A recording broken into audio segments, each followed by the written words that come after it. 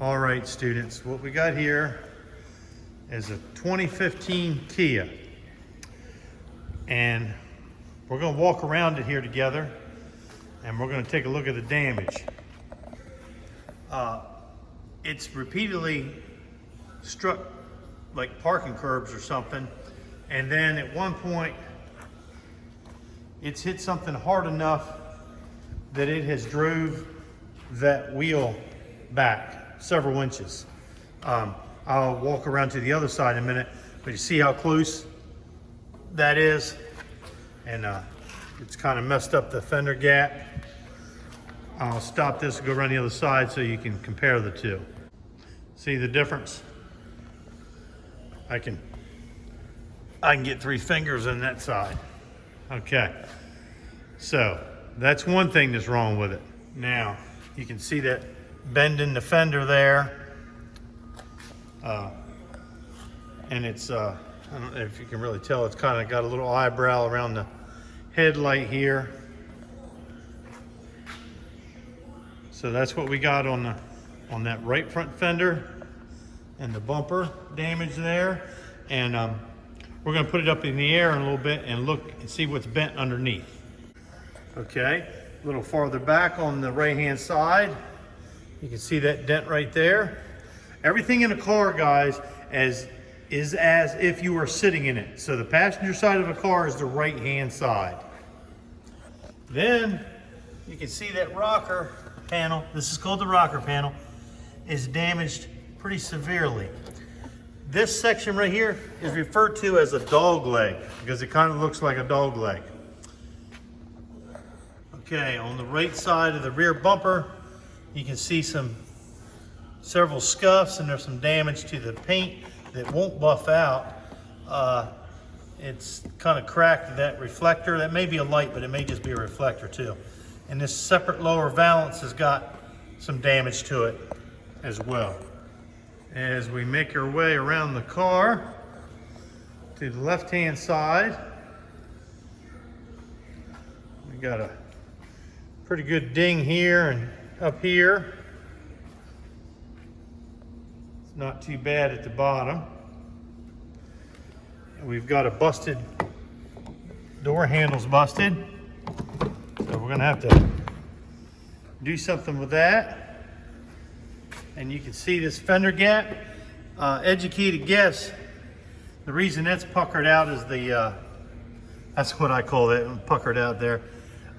It's been where it's hit the curbs, it has drove the front end up in the air a little bit. It's probably gone back down, but the initial shock of it going up probably is what's puckered that fender out there. Now we're gonna run this car up in the air so we can look underneath of it, see what's wrong underneath. All right. Let's go underneath it here. Well, it's kind of what I thought it was, it's exactly what I thought it was. This lower control arm is bent. This is called the lower control arm right here. And you can see this big, you can see that big swoop in it there. I don't know how good this is showing up on film, but you can actually see how that's all puckered out there. I'll compare it to this side.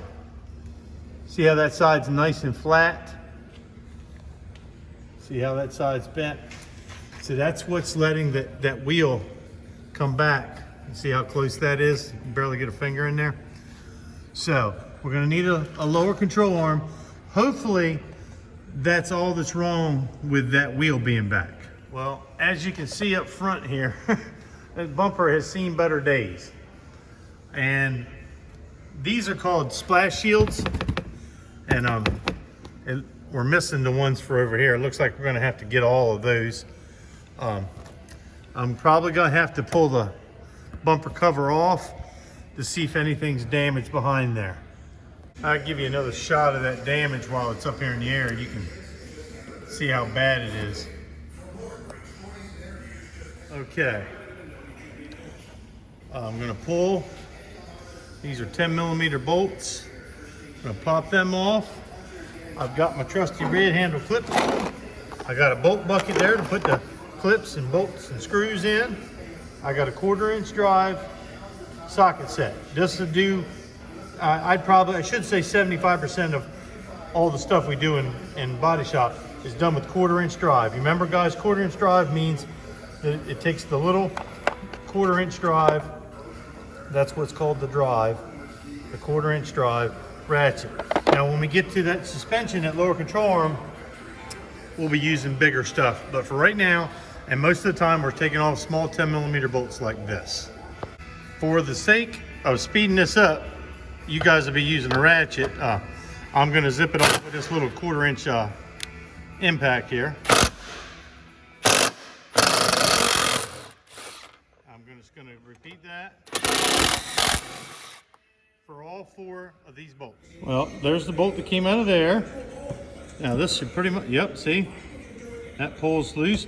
I'm gonna go do the same thing to the other side. Now, I got that side off. I think I may have missed recording that other side. Now, since I actually have a lift, I'm gonna run this thing up and undo the clips that are at the bottom of this bumper. All right, there was basically nothing underneath this thing except for a bunch of cable ties holding it up. I think it's ready to come off, but we're getting ready to find out together here.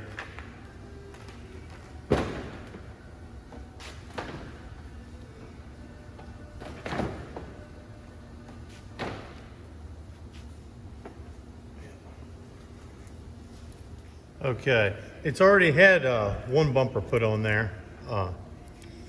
There's the aftermarket sticker. We're going to put another aftermarket bumper on there. I mean, a good quality one, but it's still going to be an aftermarket bumper. As you can see, this is what we refer to as hidden damage.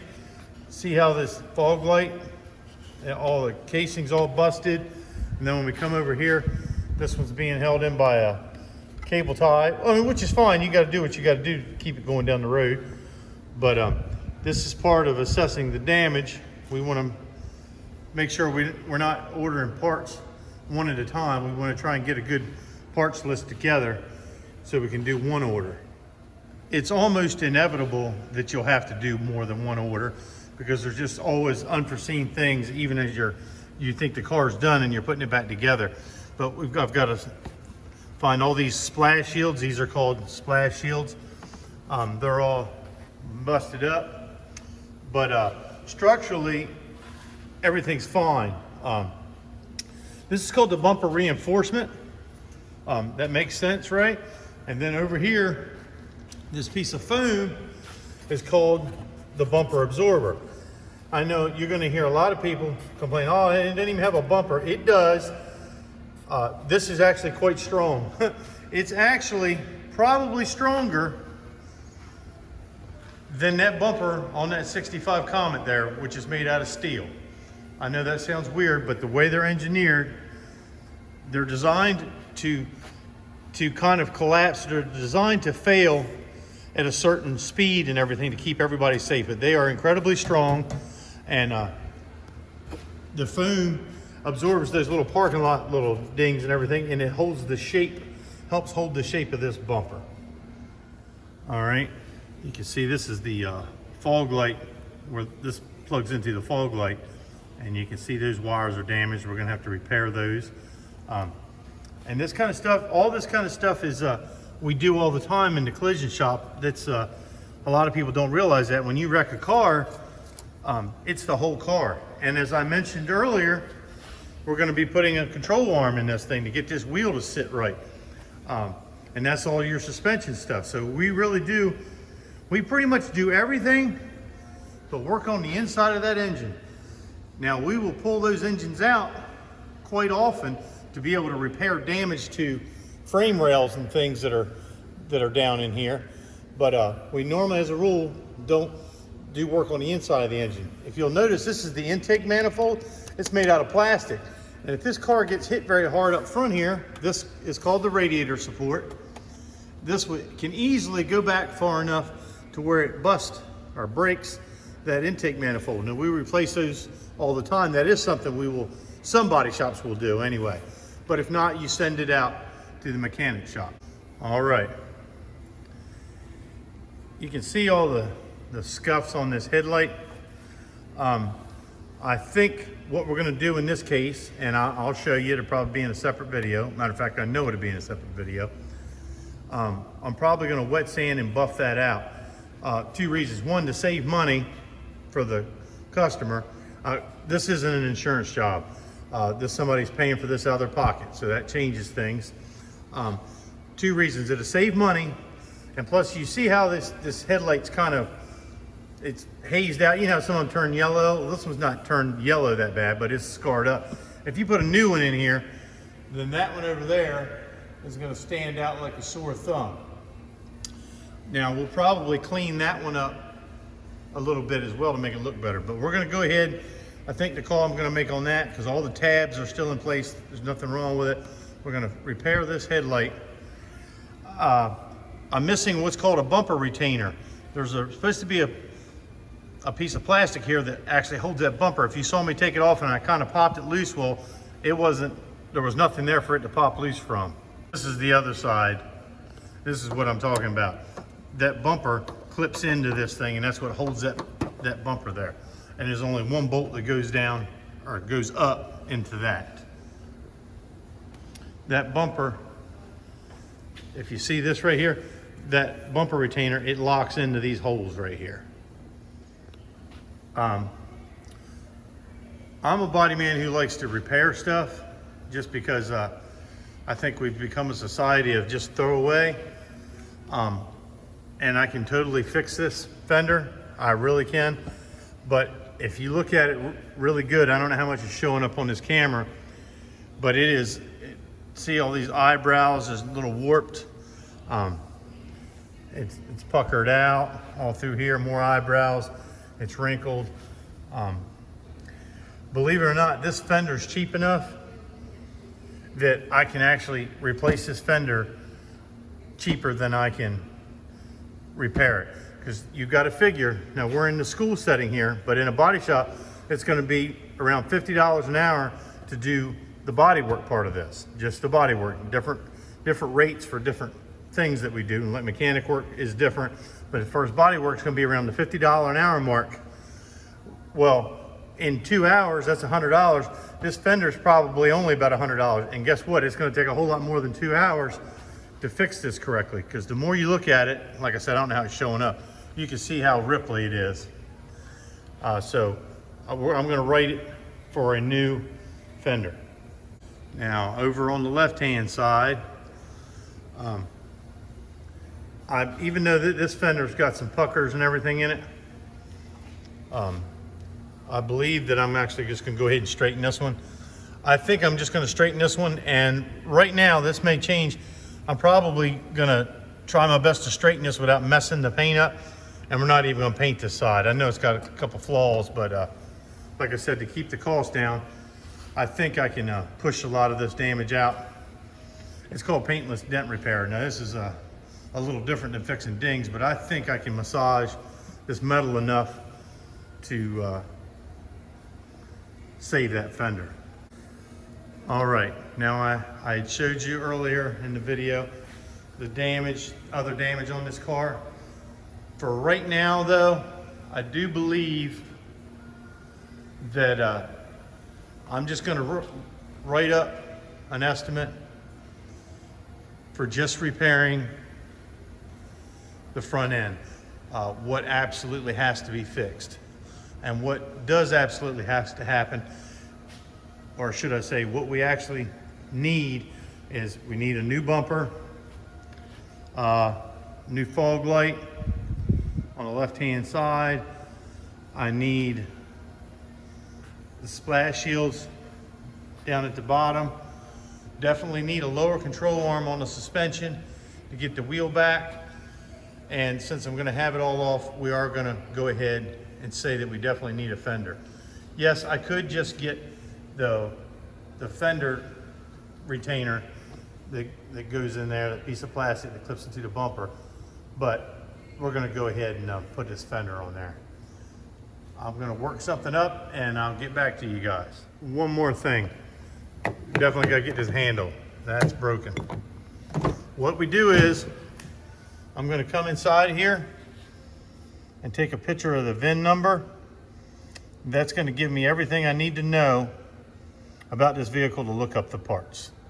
All right, guys, this is going to be a several part, video series on this little car. I've just got done looking up all the parts and figuring out all the prices for the customer. Contacted the customer and waiting to hear back from them on which way they want to go with this thing.